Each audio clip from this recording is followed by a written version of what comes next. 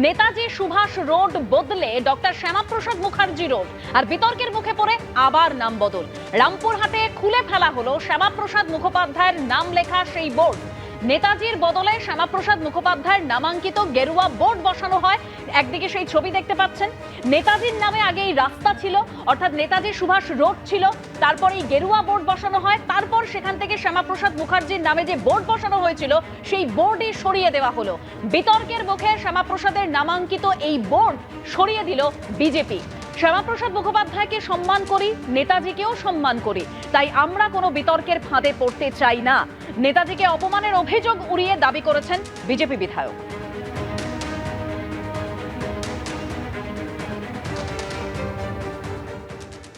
এটা চাপে পড়ে করেছে।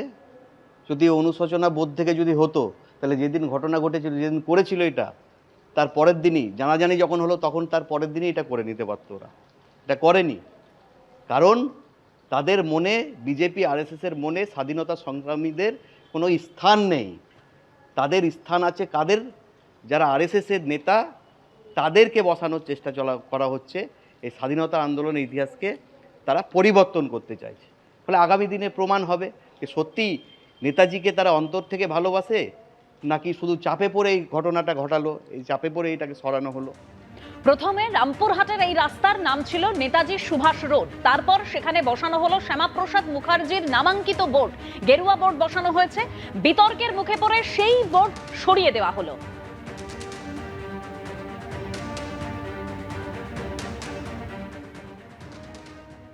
যারা শ্যামাপ্রসাদ নামের বিরোধিতা করছে, নেতাজি প্রীতি দেখাচ্ছে, তাদেরকে বলবো যে তাদের নেতাজির নামে রাস্তা তারা সাইনবোর্ড লাগিয়ে দেখ, অসুবিধা কিছু নাই। আমরা শ্যামাপ্রসাদ মুখার্জিকেও যেমন সম্মান করি, নেতাজিকেও আমাদের হৃদয়ে রাখি। তাই নেতাজির সঙ্গে শ্যামাপ্রসাদের কম্পিটিশান, সেই কম্পিটিশান হোক আমরা চাই না। নেতাজিকে সম্মান জানিয়েই শ্যামাপ্রসাদকে সম্মান জানাবো। সেই জন্য আগামী সময় অন্য রাস্তা, কোন রাস্তা ফাঁকা আছে, যদিও এই রাস্তাটার কোথাও আপনি দেখতে পাবেন না যে নেতাজির নাম আছে। যারা নেতাজিকে তেজর কুকুর বলেছে, যারা নেতাজিকে হিটলারের দালাল বলেছে, তারাই নেতাজির প্রীতি দেখাচ্ছে আজকে। সেই কমিউনিস্টরা চিৎকার করছে। তাই সেই চিৎকারের ফাঁদে আমরা পড়তে চাই না বলে এটা তুলে নেওয়া হয়েছে। নেতাজি সুভাষচন্দ্র বসুকে অসম্মান, গতকালই বঙ্গবিভূষণ সম্মান ছিনিয়ে নেওয়া হয়, আর এবার অনন্ত মহারাজের বিরুদ্ধে পুলিশের এফআইআর। মুখ্যমন্ত্রীর কড়া বার্তার পরেই রাজ্য জুড়ে শুরু হয়েছে ধরপাকড়। নগেন্দ্র রায় ওরফে অনন্ত মহারাজের 2 অনুগামীকে গ্রেপ্তার করা হয়েছে। নেতাজি সম্পর্কে অবমাননাকর মন্তব্য, 9টি এফআইআর দায়ের হয়েছে, ইতিমধ্যেই 5 জনকে গ্রেপ্তার করা হয়েছে।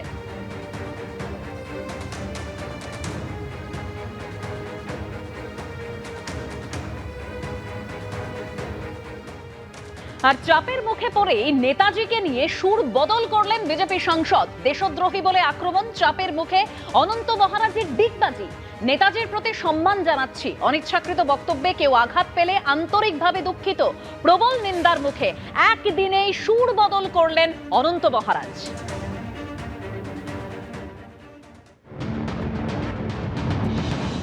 নেতাজির প্রতি সম্মান জানিয়ে বলছি, নেতাজি সম্পর্কে আমার অনিচ্ছাকৃত কিছু বক্তব্যের জন্য কেউ যদি মানসিকভাবে আঘাত পেয়ে থাকেন, তার জন্য আমি আন্তরিকভাবে দুঃখিত।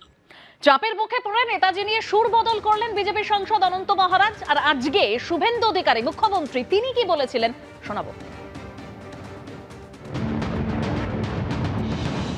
আমার অযোগ্য কাজ করেছেন তিনি, তারপরেও তিনি একজন বর্ষিয়ান মানুষ, সিনিয়র নাগরিক হিসেবে আমার মনে হয় এটা ইতিবাচক হিসেবে দেখা উচিত। আইনের পথে চলবে।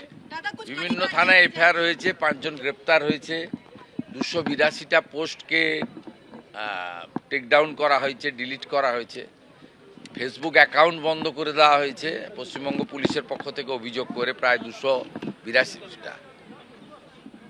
সব 5 জন গ্রেপ্তার হয়েছে, স্পেসিফিক 6টা এফআইআরও হয়েছে। আইনের পথে চলবে, ওটা নিয়ে আমি কিছু বলবো না। কিন্তু উনার বয়স দেখে আমি বলবো যে উনি যেটা কাল মধ্যরাত্রে নিজের ফেসবুক অ্যাকাউন্ট থেকে করেছেন এবং আলাদা করেও ভিডিও করেছেন, এটাকে ইতিবাচক হিসেবে দেখা উচিত। এবং এটা থেকে সবাইকে উনি নিজেও বলেছেন যে পরবর্তী মন্তব্য থেকে সতর্ক থাকবেন। ভালো। এবিপি আনন্দ, এগিয়ে থাকে, এগিয়ে রাখে।